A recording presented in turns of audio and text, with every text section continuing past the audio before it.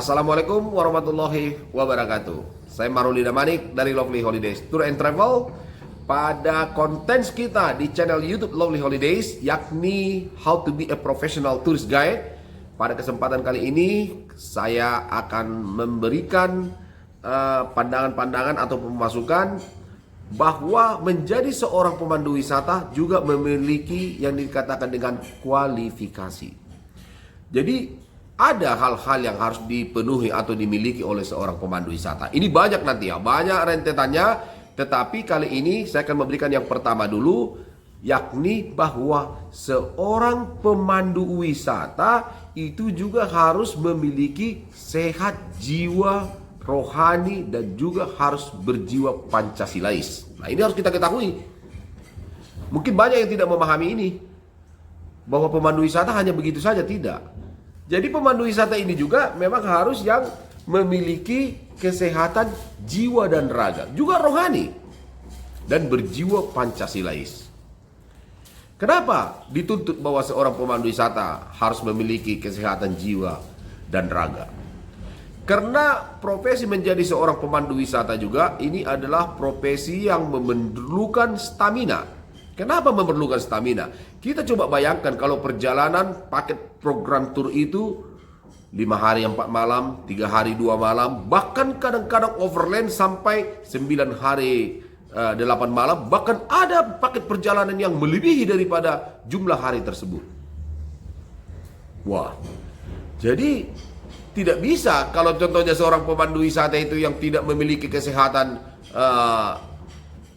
fisik ataupun istilahnya kesehatan jiwa raganya itu harus betul-betul sehat. Kalau dihadapkan kepada kita paket program perjalanan 8 hari 7 malam contohnya overland ke Sumatera Barat kalau kita dari Sumatera Utara. Nah, di sini kita sudah bisa membayangkan bahwa perjalanan kita nanti ini selama 8 hari 7 malam di dalam kendaraannya lagi mengaturkan makan tamu lagi, mengaturkan program tamu lagi, memberikan informasi lagi, dan lain-lain. Jadi di sini kita tentu dituntut, atau seorang pramu wisata itu salah satu klasifikasinya adalah memiliki kesehatan jiwa, raga, rohani, dan juga harus bersifat berjiwa Pancasilais. Nanti yang bersifat Pancasilais nanti saya terangkan. Jadi tidak bisa kalau contohnya pemandu wisata itu yang contohnya yang loyo-loyo, lemas-lemas, yang tidak aktif, tidak boleh. Pemandu wisata itu harus yang sehat. Jadi ketika kita dihadapkan dengan wisatawan, kita juga harus tampil menjadi seorang pribadi yang sehat. Jangan dilihat sama si wisatawan itu nanti kita seperti yang penyakitan, pucat, matanya kuning. Nah, itu tidak bagus artinya untuk dilihat si wisatawan itu sama sekali tidak bagus. Jadi kita harus sehat jiwa dan raga. Jadi untuk menjadi pramu wisata juga perlu olahraga ya, perlu puding, makanan yang bergizi, minuman yang bergizi, kadang-kadang ya makan suplemen, vitamin dan yang lainnya, sehingga ketika bertemu dengan si wisatawan kita sudah menunjukkan seorang pribadi yang sehat jiwa dan raga. Nah ini, karena ini merupakan salah satu first impression daripada si wisatawan. Si wisatawan itu akan melihat pemandu wisata kami seperti apa. Coba kalau kita sudah masuk ke dalam bis, kalau kita membawa grup rombongan besar ya, langsung kita berdiri, tampil dengan percaya diri, memegang mic, dengan keadaan yang sehat, yang bugar, wajah yang berseri-seri, maka si wisatawan itu juga akan menyambut kita dengan hati yang semangat.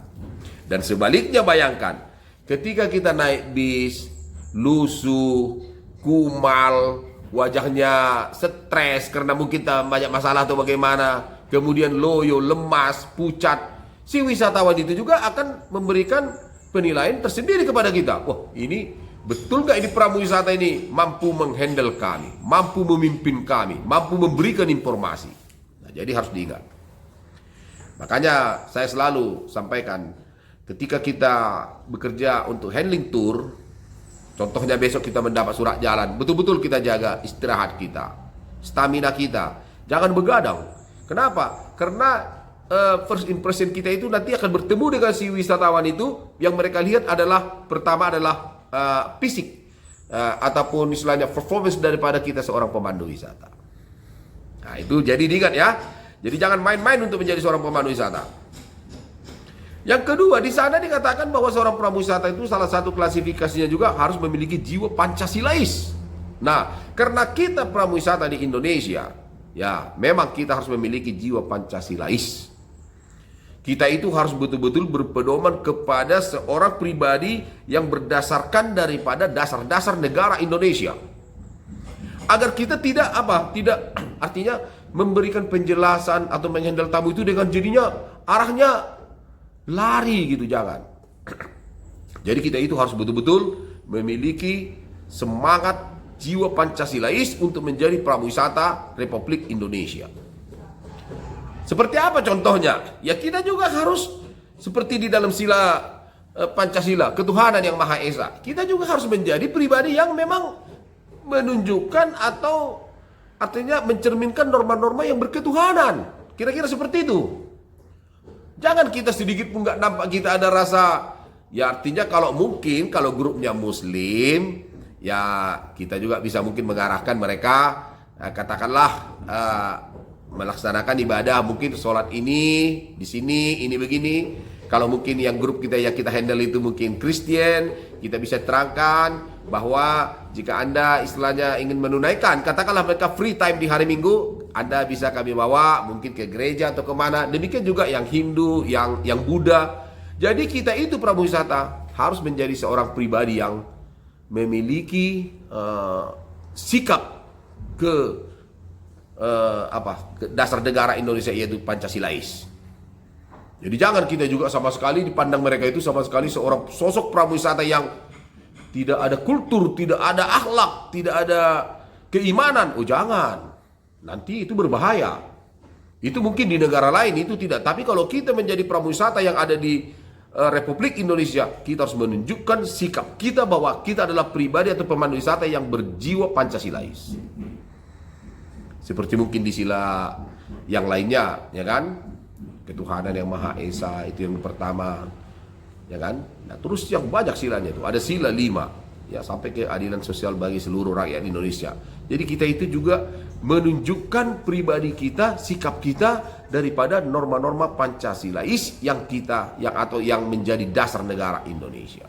Kalau ini kita laksanakan, mudah-mudahan tur kita itu akan berjalan dengan bagus. Kenapa? Contoh di beberapa sila itu kan ada contohnya yang bersifat berkeadilan atau juga persatuan. Jadi kita itu juga karakter kita itu menunjukkan sifat-sifat yang seperti itu.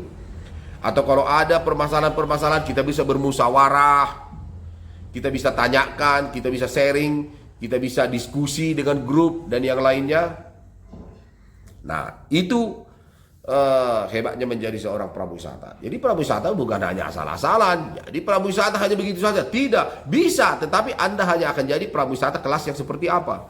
Kalau kita mau jadi prawisata yang kelasnya betul-betul kelas prawisata yang profesional, maka kita harus mempedomani yang tadi. Sehingga kita akan muncul menjadi prawisata yang betul-betul hebat dan luar biasa. Nah, jadi kenapa sampai ke sana? Nah, inilah hebatnya prawisata. Bukan hanya ladies and gentlemen, welcome to North Sumatra. I'm very pleased to introduce myself to you, introduction segala macam. Tapi kita juga harus memiliki dasar-dasar daripada kepribadian kita bahwa kita adalah seorang prawisata yang Pancasilais.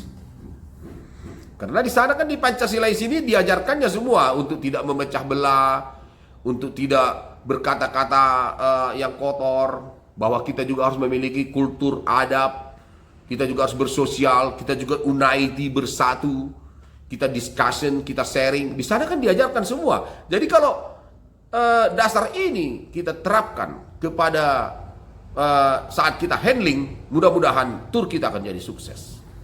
Ini yang banyak tidak dipahami oleh pemandu wisata.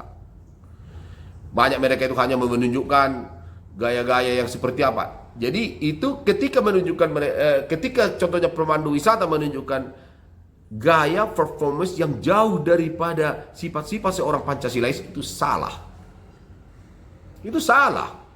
Pemandu wisata juga tidak bisa mabuk-mabuk bersama tamu, itu tidak bisa. Kalau menghargai tamu, ya silahkan. Mungkin hanya sekedar seperti apa, ya silahkan. Ya terutama kepada mereka mungkin ya yang mengikuti apa ya pola. Tapi kalau saya selama ini saya selalu melaksanakan kewajiban saya menjadi seorang prawisata yang cukup profesional. Kalau saya ditawarkan, saya akan mengatakan, I'm sorry, I don't consume alcohol. Saya tidak mengkonsumsi alkohol because I'm a Muslim. Contoh ya kan? Dan mereka tidak akan memaksa Anda untuk mengkonsumsi alkohol. Ya karena kenapa? Itu kan didasari daripada nilai Pancasilais tadi. Nilai contohnya sila pertama, ketuhanan yang Maha Esa. Kita masih mempercayai ada norma-norma baik di dalam kehidupan kita. Ya mungkin kalau di Western, di Barat itu hal yang biasa. Tetapi ketika kita sampaikan, mereka akan respect on you. Saya sudah rasakan itu. Dia tidak akan memaksa Anda untuk seperti apa, tidak. Enjoy yourself. Mungkin mereka bisa menikmati atau karena itu sudah menjadi kultur kebiasaan mereka. But I'm not. Contoh kita katakan, oh jadi dia akan menilai kita. Ini pemandu wisata. Daripada contohnya dia mabok, pemandu wisatanya mabok, supirnya mabok, apa yang terjadi? Besok bawa kendaraan, tamu tidur, guide tidur, supir tidur, wah gawat, bahaya. Nah, jadi ini tidak sembarangan dikatakan bahwa pemandu wisata itu harus memiliki sifat-sifat yang Pancasilais. Tidak sembarangan. Nah ini harus diingat.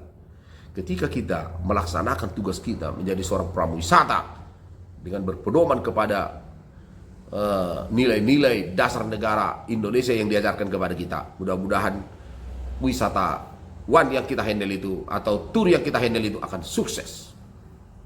Itu mohon dipahamin ya. Mohon diingat untuk menjadi pemandu wisata.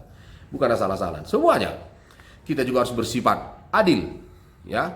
Jangan kita pro kepada tamu yang ini, kita pro karena tamunya ini kaya, karena tamunya ini tampan, karena tamunya ini cantik, kita lebih pro ke dia. Nggak boleh. Kita juga harus bersifat adil. Makanya dikatakan keadilan sosial bagi seluruh rakyat Indonesia. Kepada tamu itu juga kita harus bersifat adil. Jangan pro karena ini suka istilahnya ini, ke situ kita nggak boleh. Kita harus sebutkan contohnya tamu itu. Bapak ini, bapak sana, semua harus kita sebutkan. Jangan karena ini begini, ke dia aja perhatian kita. Nggak boleh. Ketika kita tidak bersifat adil, si tamu itu juga akan merasa tidak senang kepada kita. Nah, karena ini banyak pengalaman yang saya sudah dapatkan. Karena banyak.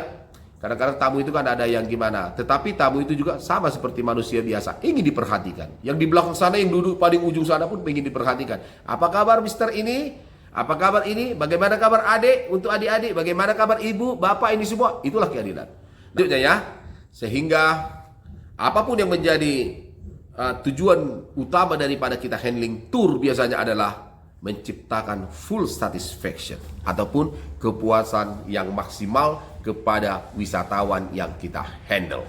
Dan itu semua bisa tercipta jika Anda pertama adalah memiliki fisik yang sehat, sehat jasmani dan rohani, juga berjiwa Pancasilais. Ini adalah salah satunya.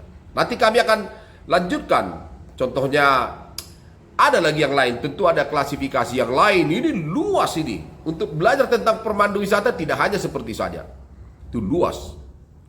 Sehingga diharapkan suatu ketika Anda akan mampu menjadi seorang prawisata yang profesional. Tapi jangan takut. Jangan terlalu berat. Wah ini berat jadi pemandu wisata. Tidak. Jalankan, laksanakan. Mudah-mudahan semuanya akan bergulir secara baik dan secara luar biasa. Sehingga suatu ketika kita mampu untuk meraih kesempatan itu. Kira-kira itu yang dapat saya sampaikan dulu pada kesempatan ini.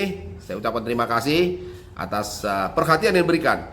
Mungkin teman-teman ada yang ingin menanyakan sesuatu ataupun bertanya secara bagaimana, boleh disampaikan di dalam komen kita, sehingga saya nanti atau kami akan dapat memberikan balasan-balasan yang baik atau yang memenuhi semua pertanyaan-pertanyaan yang Anda sampaikan. Terima kasih, mohon bantuannya untuk like, share, dan subscribe channel YouTube kami atau video kami agar kami dapat memberikan channel ataupun konten yang positif sehingga memberikan manfaat kepada kita semua. Terima kasih, saya Maruli Damanik. Assalamualaikum warahmatullahi wabarakatuh.